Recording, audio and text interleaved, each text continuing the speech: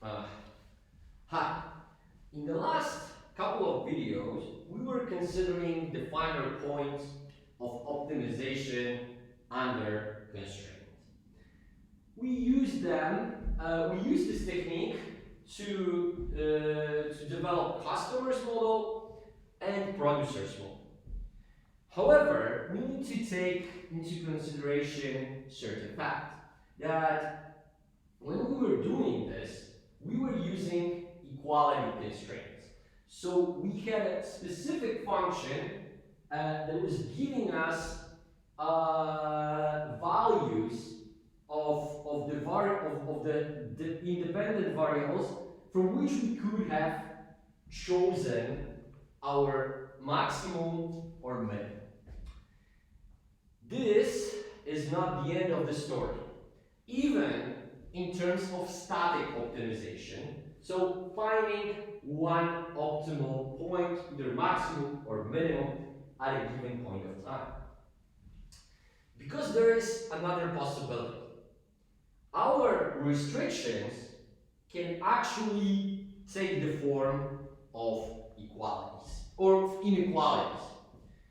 And this is going to be the subject of our next couple of videos.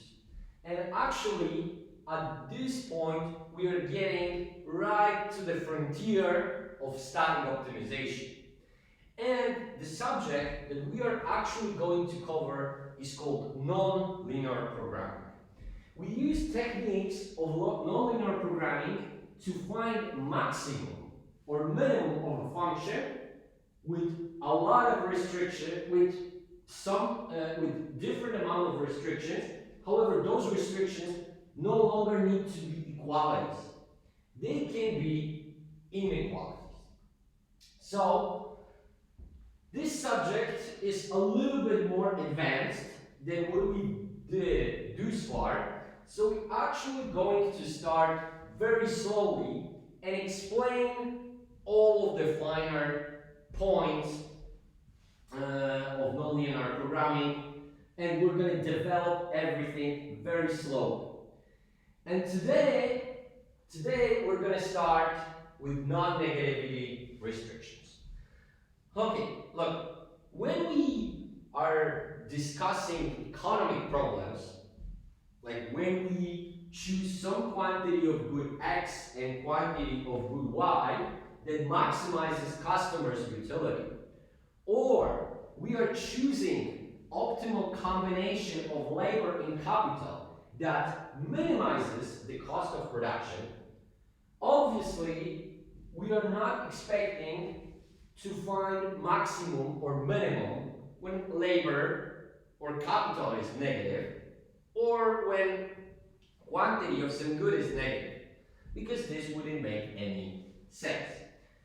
So the first thing we're going to introduce to our problem is something very simple: non-negativity restrictions. So look, from this moment on, we're going to be only concentrated on problems associated with positive values of our independent variables. And look, here, which you can see, is the simplest problem associated we can have. We have a function pi equals f of x1, so function of just one variable alone, and we are supposed to maximize this function. So we need to find maximum of this function. Then we add a restriction. Our restriction is that x1 cannot be negative.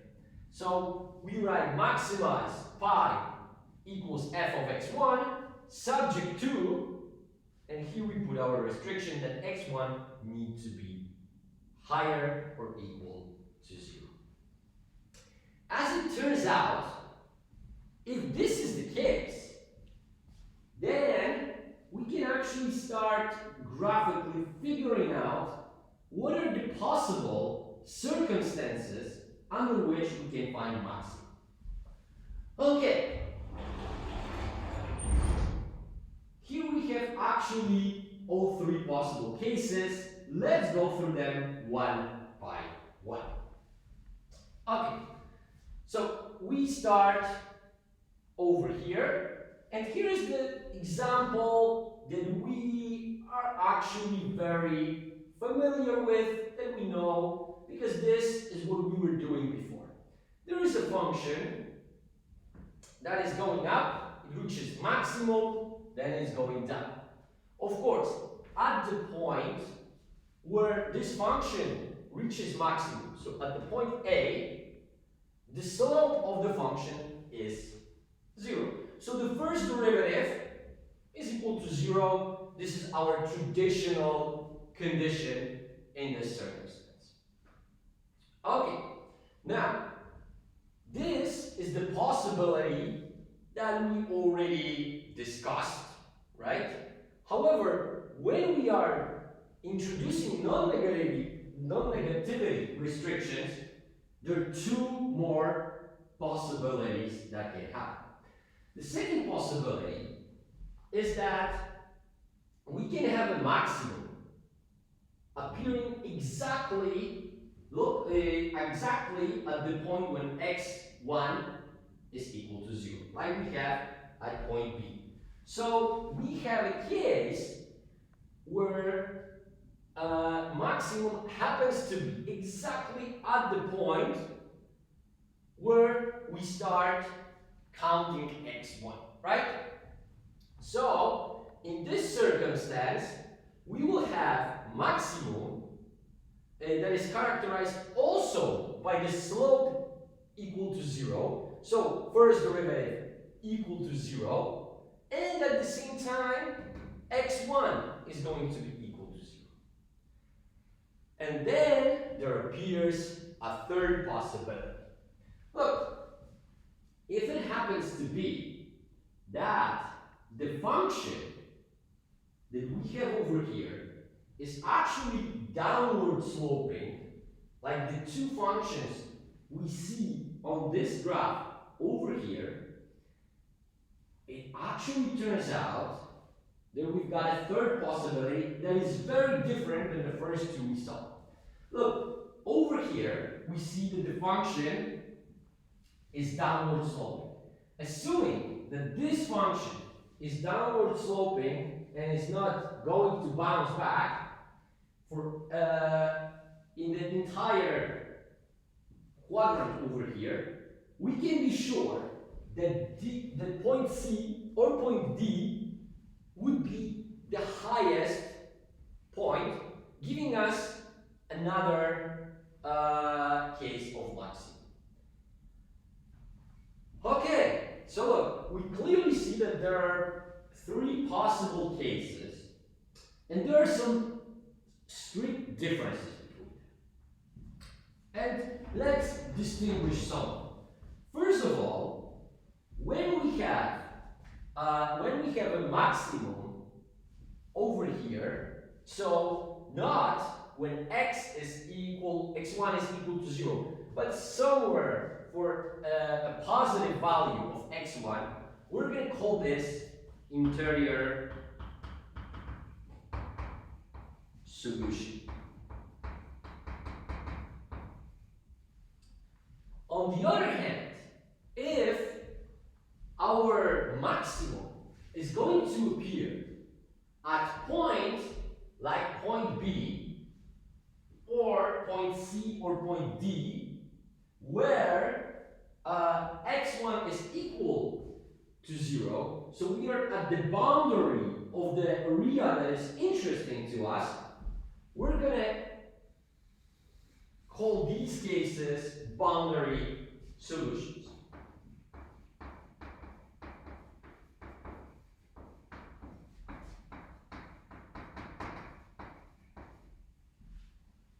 Okay, however, each of these is characterized by a different pattern and different combination of the derivatives that we encounter over here and values of x1. And look, what can we see under the case number 1? Look, under the case number 1, we see that the derivative of the function f is equal to 0, right? And at the same time, we see that x1 is bigger than 0, right? So this is under the first possibility, we have a case where first derivative is equal to 0 and x1 is bigger than 0. Moving to the second possibility, again we see that at maximum, first derivative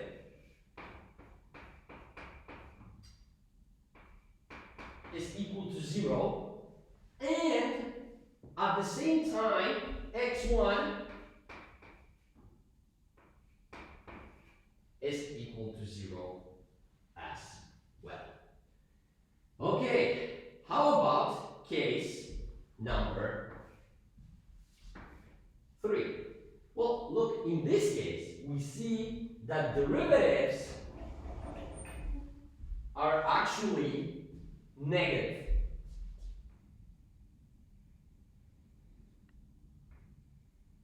Right? In each of these cases, we have negative derivative. Right?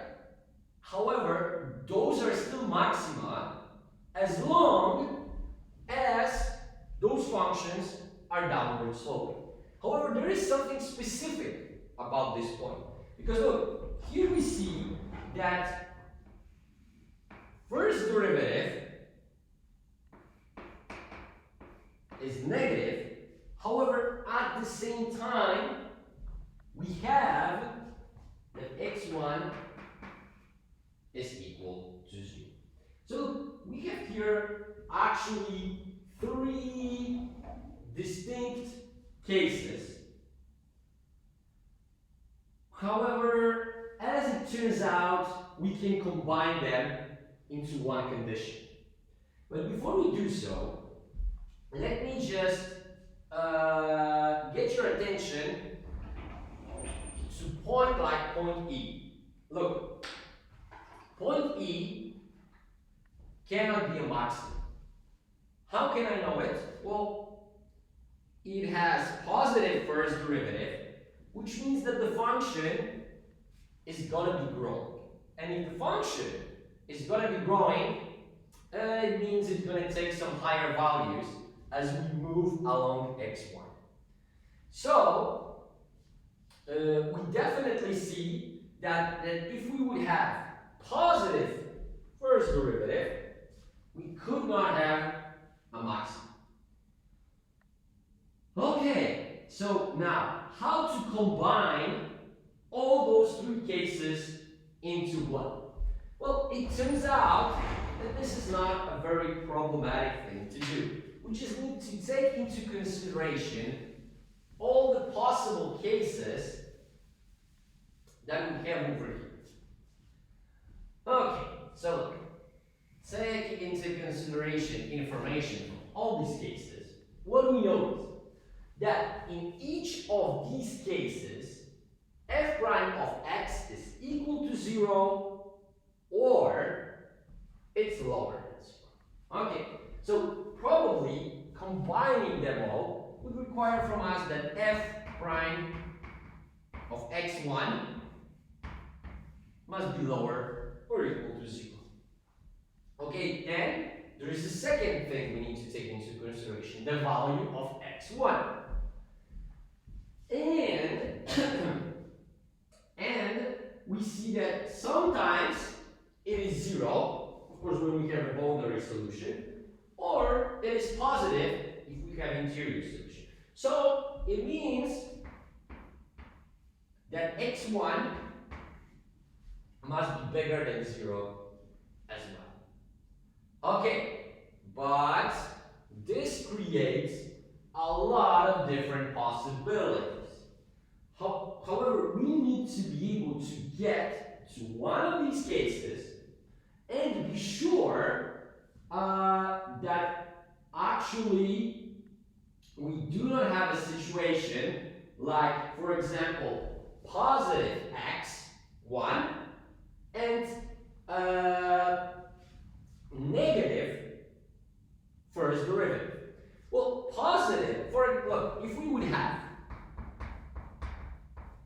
negative first derivative and positive x1. Where would we be? Look, over here, we would be here in this place, and over here we would be in this place, over here in this place, or over here in this place. So, clearly, clearly not a maximum, right?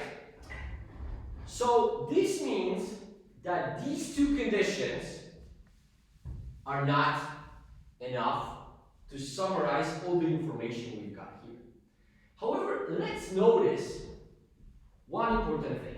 Look, one of the two components, at least one of the two components in each case is equal to 0. In the first case, derivative is equal to 0. In the last case, x1 is equal to 0. And in the middle case, both. So, we see that at least one of the two need to be equal to 0. How can we introduce this condition for us? This is actually very simple. Look, if I'm going to take x1 and I'm going to multiply it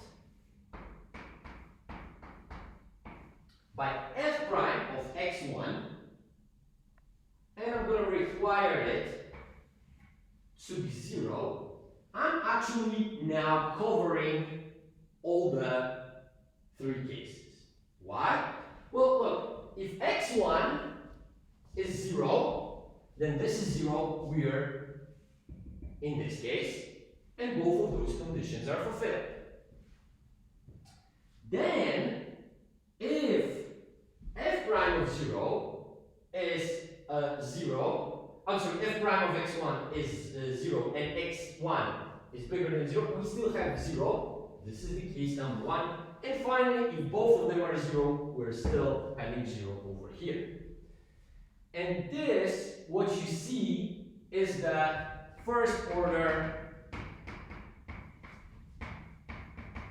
condition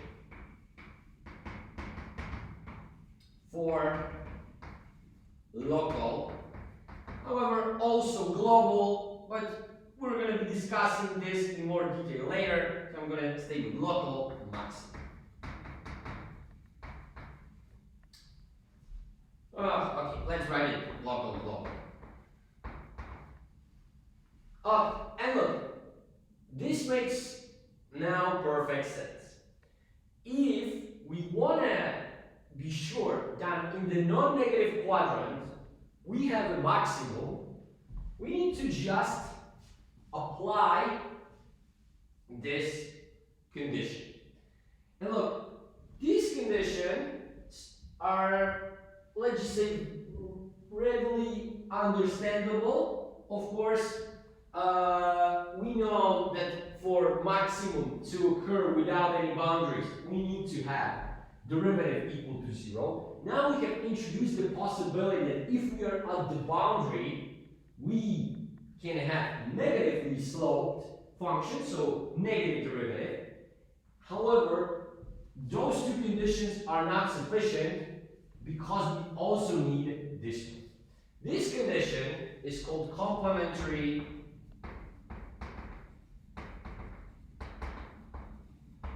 slackness.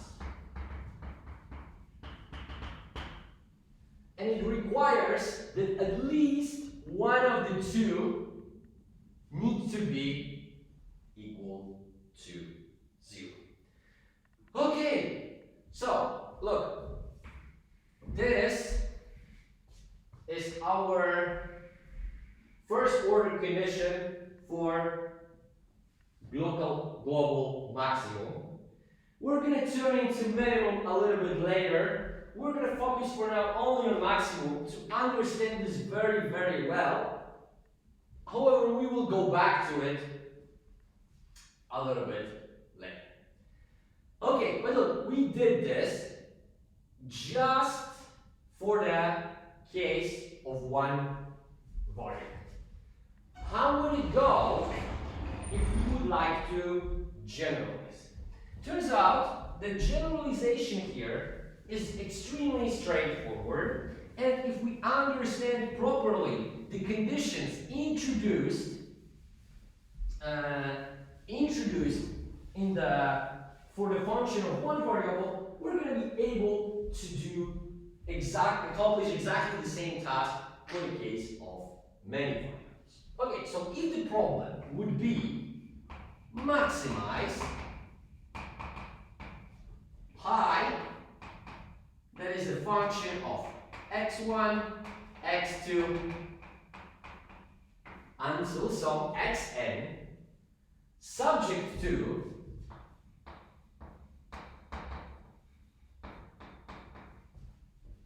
xj being non-negative, where j equals to 1, 2, until n, all we need to do is to repeat these conditions n times. So, first order condition for maximum in this case is going to be first derivative, first partial derivative of the function j, of the function with respect to xj, need to be equal to 0. Of course, we remember that fj is going to be our shorthand for partial derivative of pi with respect to xj. Then we need to have that x, of course, is lower part equal to 0. Then we need to have that xj is bigger or equal to 0, just like we have over here, which is merely, again, a restatement of our restriction. And finally, we need to add part number 3. So every time when we multiply xj by the derivative fj, this needs to be equal to 0. And look, this is giving us this is giving us first order condition for a general case where we have non-negativity restrictions. Okay, but this is not the end of the story. All we did right now is that we've actually ruled out negative x, right? When we, however, this is not the only restriction we can impose on the function we are maximizing. And this is going to be a topic of our next video. Thank you for your attention and take care.